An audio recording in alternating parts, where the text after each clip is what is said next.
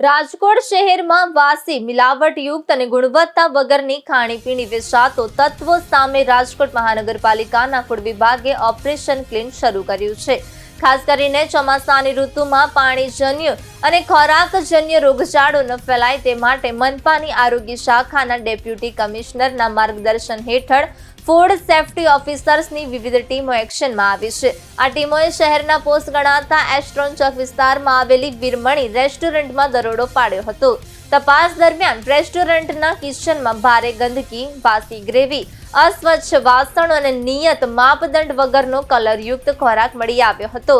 વારંવારની મૌખિક સૂચનાઓ છતાં નિયમોનું પાલન ન કરવા બદલ તંત્રએ આ રેસ્ટોરન્ટને તાત્કાલિક અસરથી સીલ કરી દીધી છે।